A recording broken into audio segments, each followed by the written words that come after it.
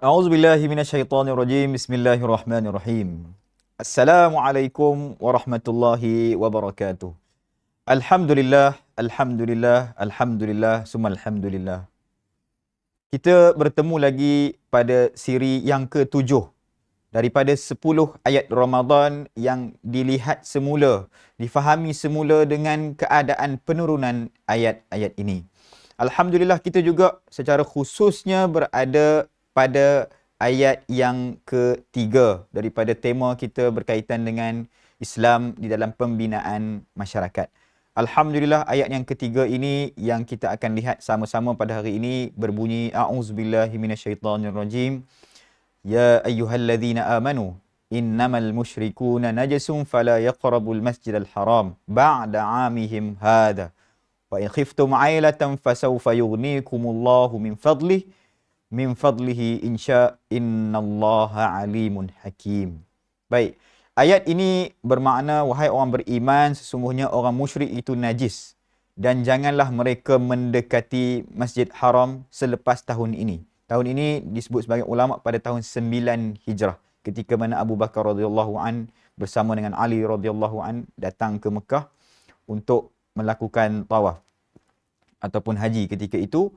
Wa in khiftum ailah, apabila jika kamu takut kepada miskin, sesungguhnya yang memberi kekayaan kepada kamu adalah Allah Subhanahu wa taala. Baik. Ayat ini seringkali hanya difahami hanyalah semata-mata hukum berkaitan dengan orang-orang yang bukan Islam, orang kafir yang masuk ke Masjid Haram yang telah pun diharamkan oleh ulama. Perbahasan berkaitan hukum panjang, kita tak nak cerita kerana itu melibatkan mustautin, mukim, adakah musafir dibolehkan. Itu bukanlah perbincangan kita pada hari ini.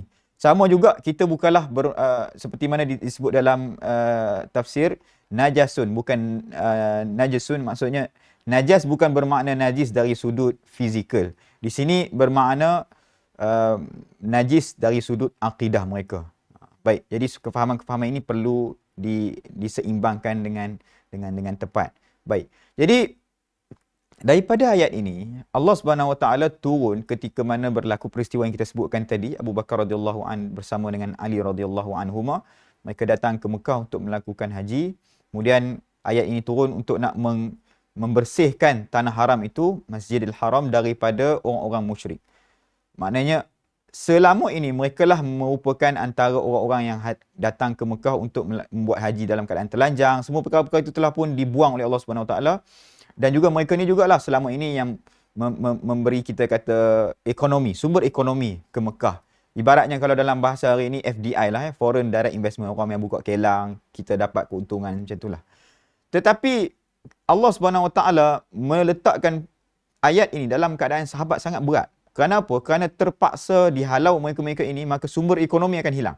Seolah-olah apabila ada perkara yang sebelum ini mereka melakukan transaksi-transaksi haram, maka ketika ini Allah Subhanahu Wa Taala menguji iman para orang-orang mukmin supaya tidak lagi bergantung kepada sumber pendapatan daripada perkara-perkara haram. Ini adalah perkara yang penting. Kerana pengajaran ini jauh lebih besar daripada semata-mata kita melihat haramnya hukum orang yang kafir masuk Masjidil Haram. Kerana ini berkaitan dengan ekonomi. Sebab kalau kita tengok berapa banyak orang yang masih lagi tidak boleh meninggalkan perkara haram kerana keuntungan. Sedangkan Allah SWT memberikan peringatan, kalau kamu takut miskin, Allah SWT yang memberi kekayaan kepada kamu selama ini. Tapi ramai orang Islam yang masih rasa takut untuk meninggalkan perkara haram. Contohnya mereka bekerja di kedai-kedai yang menjual arak. Contohnya mereka masih lagi terlibat dengan pelaburan-pelaburan haram. Sebagai contoh yang paling terdekat kita lihat baru ini, pelaburan yang telah pun diumumkan oleh KWSP. Saya rasa sayanglah orang yang tidak bertukar akaun syariah kepada konvensional kerana bezanya hanyalah 0.1%.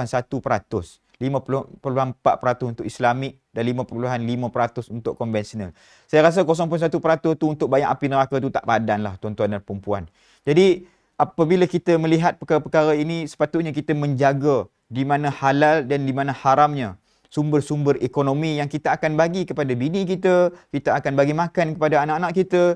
Inilah yang akan menjadi darah daging mereka dalam kita membesarkan mereka. Maka berhati-hatilah dalam membangunkan ataupun membesarkan keluarga kita dengan perkara-perkara haram. Jadi inilah satu tema yang besar apabila kita nak membina masyarakat Islam, maka kita perlu berhati-hati dalam melihat sumber ekonomi kita supaya sentiasa halal di sisi Allah Subhanahu Wa Taala. Dan pengajaran ini untuk saya juga, pengajaran ini untuk kita semua mendapatkan manfaat ekonomi, yakin rezeki ini daripada Allah Subhanahu Wa Taala. Semoga Ramadan kita terus diampunkan dosa daripada Allah Subhanahu Wa Taala, didekatkan hubungan kita dengan Al-Quran, didekatkan hubungan kita dengan masjid-masjid Allah Subhanahu Wa Taala, dan semua ini kita dapat teruskan apabila Ramadan berakhir selepas ini. Wassalamualaikum warahmatullahi wabarakatuh.